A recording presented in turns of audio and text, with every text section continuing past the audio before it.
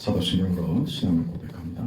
나는 전능하신 아버지 하나님 천지의 창조주를 믿습니다. 나는 그의 유일하신 아들 우리 주 예수 그리스도를 믿습니다. 그는 성령으로 잉태되어 동정녀 마리아에게서 나시고 본디오 빌라도에게 고난을 받아 십자가에 못 박혀 죽으시고 장사된 지 사흘 만에 죽은 자 가운데서 다시 살아나셨으며 하늘에 오르시어 전능하신 아버지 하나님 우편에 앉아 계시다가 거기로부터 살아있는 자와 죽은 자를 심판하러 오십니다. 나는 성령을 믿으며 거룩한 공교회와 성도의 교제와 죄를 용서하는 것과 몸의 부활과 영생을 믿습니다. 아멘. 279장 찬송합니다. 279장입니다.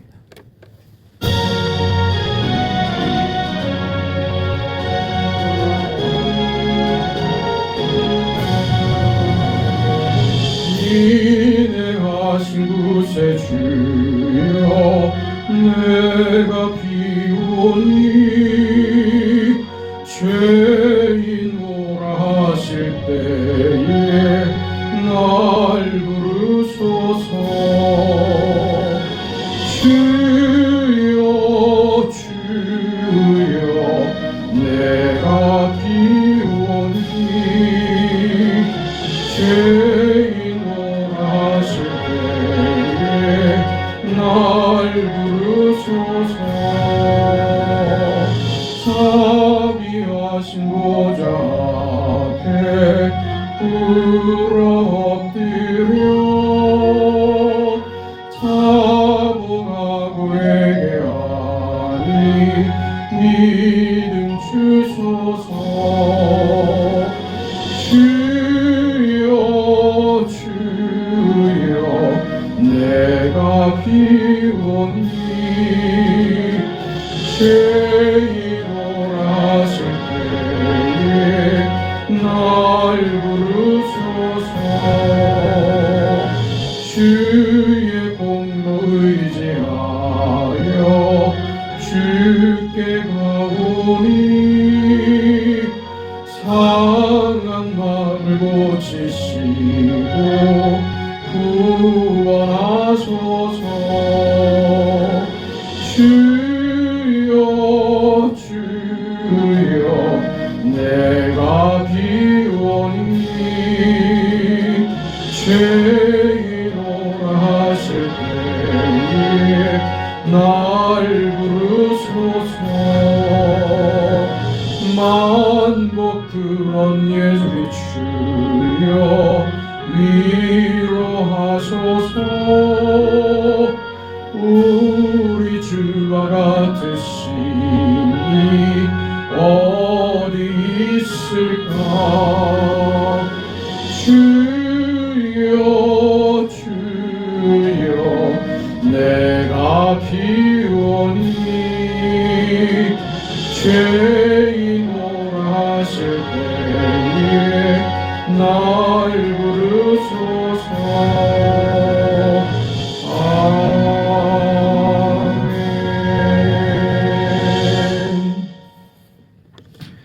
하나님의 말씀 호세아 6장 말씀 4절부터 11절까지 말씀을 보겠습니다. 호세아 6장 4절에서 11절까지 말씀을 우리 하나님의 말씀을 함께 읽습니다. 에브라임아 내가 내게 어떻게 하랴. 유다야 내가 내게 어떻게 하랴. 너희의 인애가 아침 구름이나 쉬 없어지는 이슬 같도다. 그러므로 내가 그들을 치고 내 입의 말로 그들을 죽였노니 내 심판은 빛처럼 나오느니라. 나는 인애를 원하고 제사를 원하지 아니하며 범죄보다 하나님을 아는 것을 원하노라. 그들은 아담처럼 언약을 어기고 거기에서 나를 반역하였느니라. 길르앗은 악을 행하는 자의 고울이라. 피 발자국으로 가득 찼도다. 강도 때가 사람을 기다림같이 제사장의 무리가 세겜길에서 살인하니 그들이 사악을 행하였느니라. 내가 이스라엘 집에서 가증한 일을 보았나니 거기서 에브라임은 음행하였고 이스라엘은 더럽혀졌느니라. 또한 유다여 내가 내 백성의 사로잡힘을 돌이킬 때에 내게도 추수할 일을 정하였느니라. 아멘.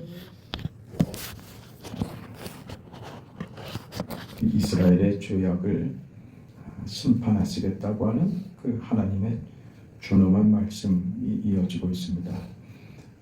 하나님께서 저들의 문제를 지적하시는 게 우리가 생각하는 저들의 어떤 도덕적이고 윤리적인 문제들,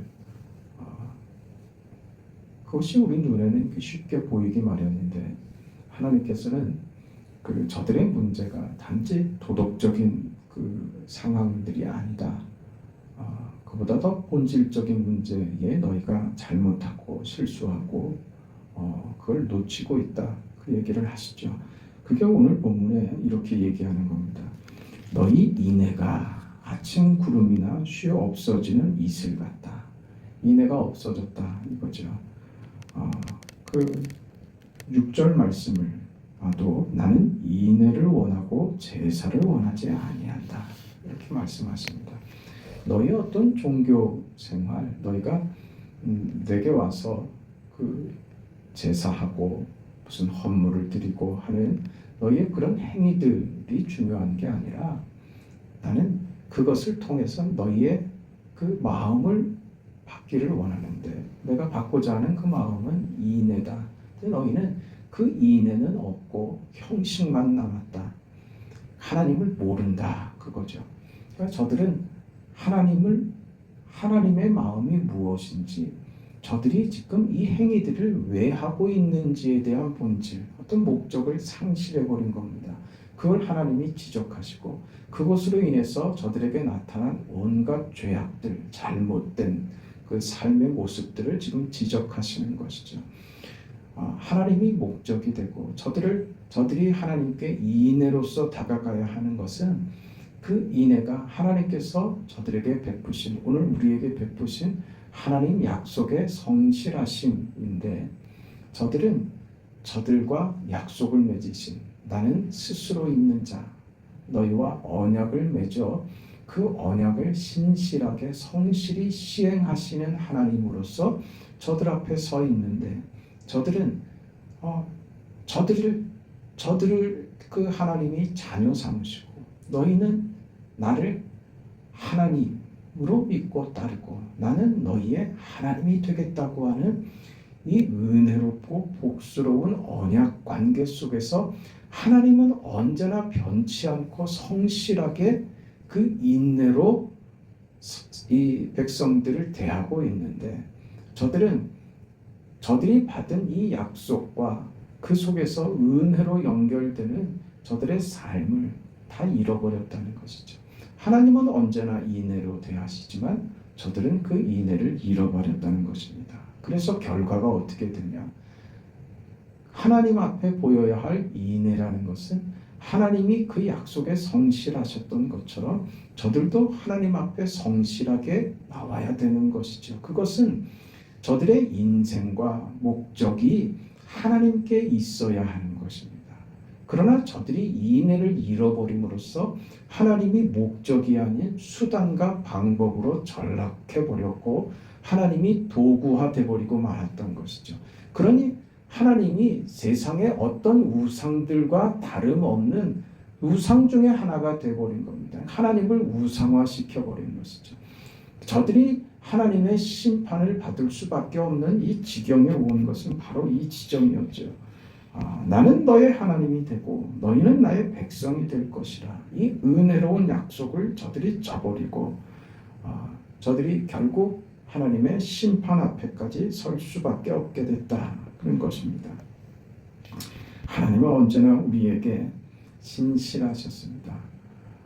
하나님의 그 언약의 그 신실함은 오늘 우리들에게 무엇으로 확인되느냐 하면 그 아들 예수를 이 땅에 보내시어 십자가에 죽게 하신 것으로 그 언약의 신실하심, 인애하신 우리 하나님, 그것은 나를 향한 하나님의 인애하심은 그 아들을 세상에 보내어 십자가에 죽게 하심으로 확인하신 것이죠. 그렇게 우리에게 그 하나님이 보이신 인애입니다.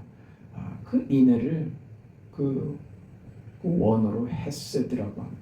인애, 은혜 이렇게 번역되기도 하는데 하나님이 우리에게 보이시는 은혜, 인애, 어떤 사랑 이런 것들이 다 하나님께서 우리에게 보이시는 약속이며 그 약속의 성실한 이행인 것이죠. 그 인애를 원한다.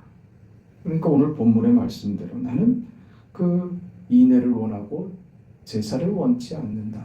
이 말씀은 나한테 번제 드리고 제사하고 기도한다고 하면 너희가 지금 하는 제사와 기도와 그 예배의 그 본질이 무엇인지 알아서 그 제사행위, 기도행위, 그 예물을 드리고 하는 이런 모든 행위의 본질이 하나님이 누구신지 아는 것이 되어야만 한다, 그것이죠.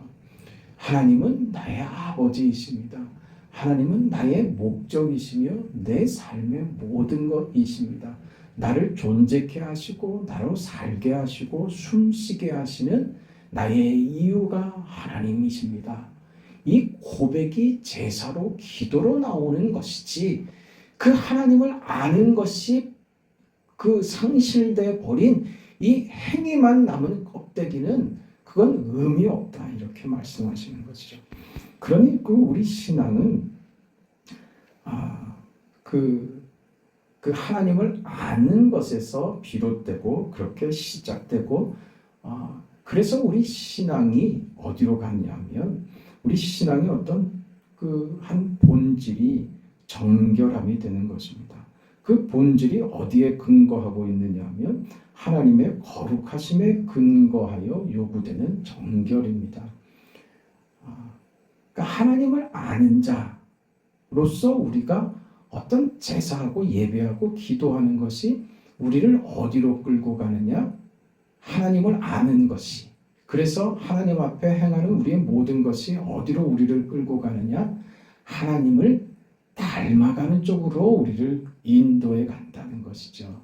하나님을 닮아간다는 것은 정결함이죠. 그게 그래서 우리 신앙의 본질이 되는 것입니다. 그래서 서두에 말씀드린 것처럼 이건 어떤 도덕적인 문제를 뛰어넘는 것입니다.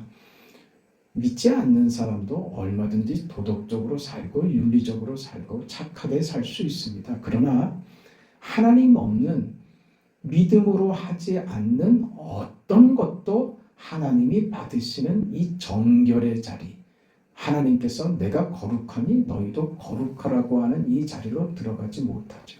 그러니 지금 이스라엘 백성이 이 신앙의 본질, 하나님을 잃어버리니, 하나님을 아는 지식을 잃어버리니 저들이 지금 도덕적으로도 타락하게 돼 버리더라는 거예요. 결과적으로 그렇다는 것입니다.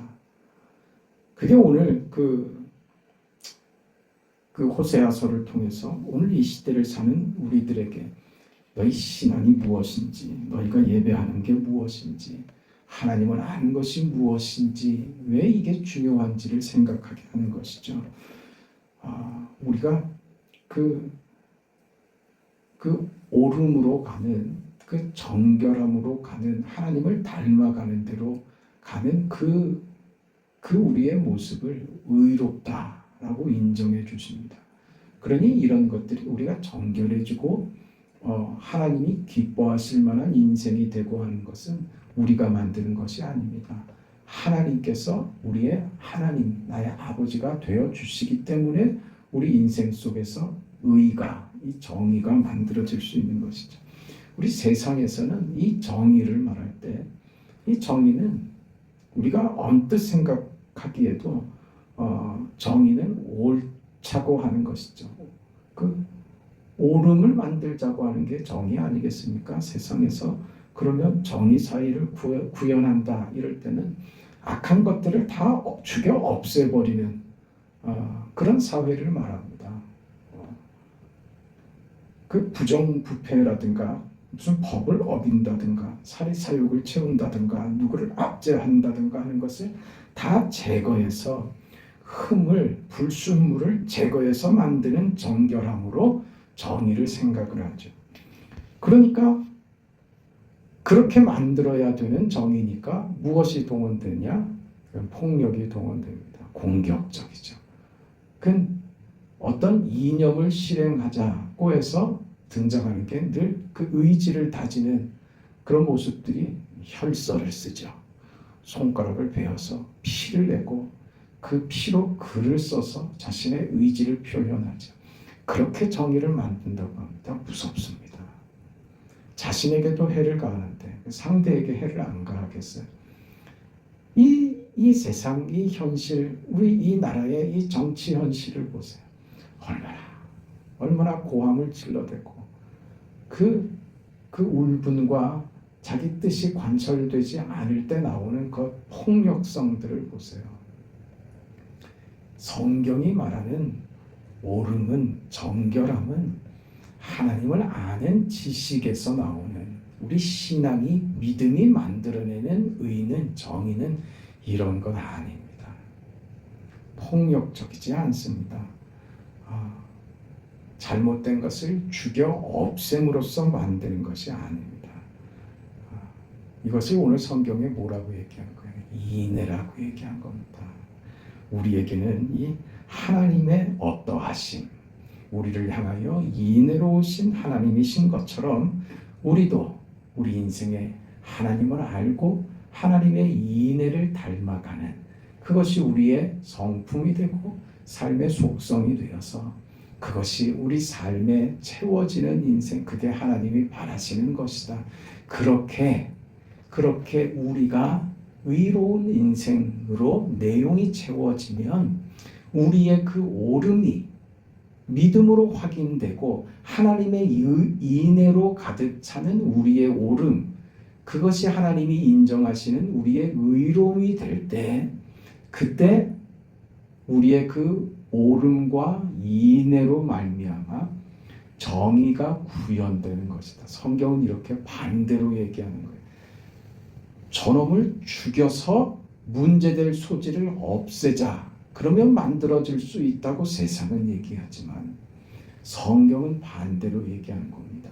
네가 하나님의 어떠하심을 깨달아 그 하나님의 인애하심을 네 인생 속에 채움으로써 너의 삶이 하나님의 영광과 은혜와 사랑으로 가득하여 네 자신이 정결함으로, 네 자신이 의로움으로, 정의로운 사람으로 세상 앞에 서게 될 때, 그때 사회가 바뀔 것이다. 그렇게 얘기하는 것입니다. 그러니까 우리는 우리 자신을 돌아보는 것이 먼저고 우선이지, 밖을 향하여 손가락질하고 비난하고 정죄하고 어떤 폭력성을 드러내는 것으로, 자신의 힘을 과시하는 것으로 상대를 위축시키려고 하는 것은 성경의 가르침은 아닙니다. 이게 참 어렵습니다. 말만 들어도 어렵지 않습니까?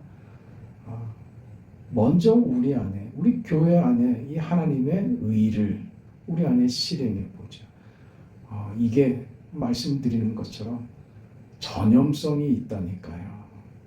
이게 우리가 한 사람이 은혜로워지고 한 사람이 하나님 앞에 이 인애하신 하나님의 은혜에 젖어 그가 하나님의 이 인애로우심을 자신의 삶에서 이렇게 흘러 넘치게 할 때 주변의 사람들도 그 영향을 받게 되더라 말이죠.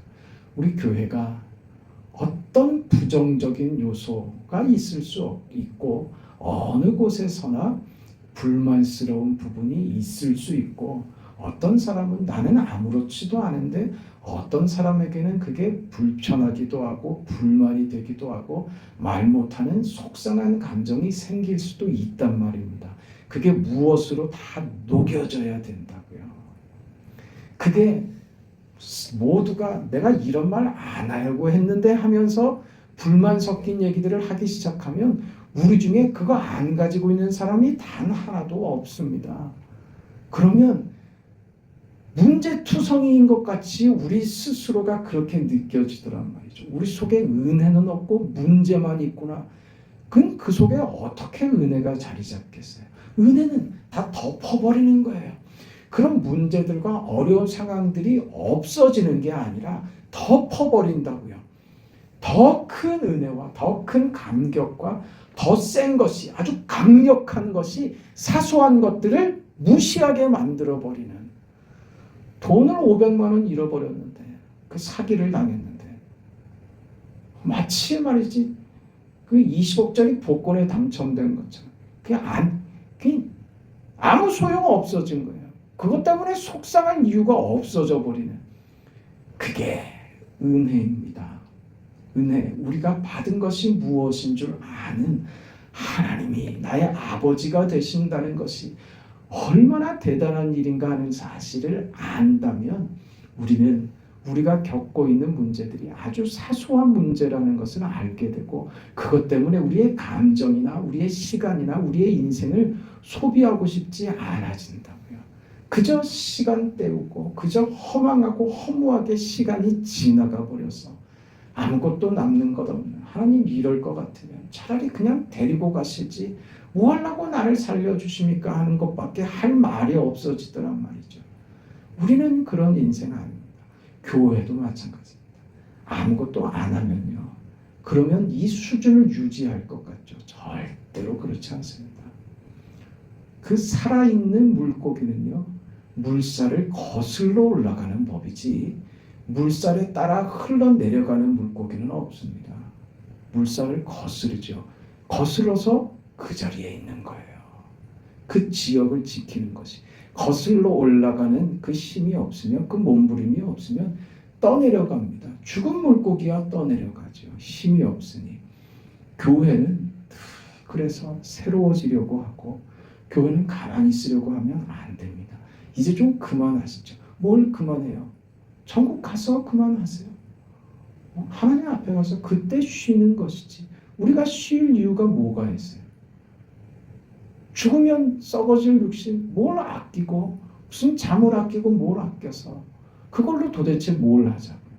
우리 인생이 만들어야 될 건 그 위대한 인생입니다.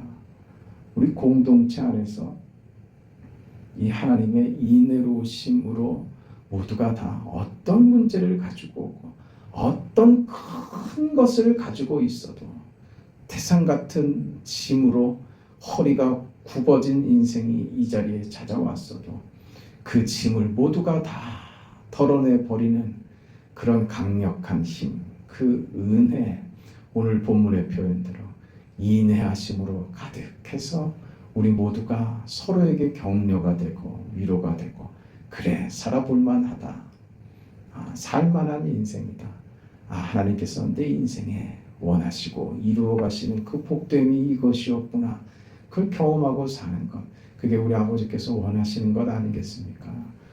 그런 교회와 그런 우리 공동체, 또 이 나라의 민족이 될 수 있도록 그 작은 역할들을 감당해내는 이내로운 성도의 삶을 성공적으로 살아내기를 주 이름으로 축원합니다. 자비하신 아버지 하나님의 은혜와 사랑을 감사드립니다. 이 백성이 하나님을 모르는 고로 망한다고 했습니다. 자비하신 아버지, 우리가 하나님을 바르게 알고 있는지, 하나님을 하나님으로 그렇게 바르게 알고 믿고 있는지, 하나님을 하나님 되게 하고 있는지, 우리 인생 속에서 두렵고 떨림으로 믿음으로 우리 하나님 앞에 바로 서서 주께서 허락하신 그 인내하심을 우리 삶의 현실 속에서 만들어낼 줄 아는 그런 우리의 삶의 걸음 되도록 축복하여 주시옵소서. 오늘 하루도 지켜주시고 좋은 일기 가운데 우리 연로한 성도들 하나님 건강 잃지 않도록 주의 손으로 따뜻하게 하시고 품으시고 하나님께서 안전하게 지켜주시옵소서. 새벽에 우리의 간구를 하나님 들어주시고 이 헤세드의 은혜가 인내하심이 충만한 교회를 만드는 일에 우리 모두가 열심을 다하여 이 결실을 보는 우리 교회 되도록 축복하옵소서. 예수님 이름으로 기도합니다. 아멘. 하늘에 계신 우리 아버지여, 이름이 거룩히 여김을 받으시오며 나라가 임하시오며 뜻이 하늘에서 이루어진 것 같이 땅에서도 이루어지이다.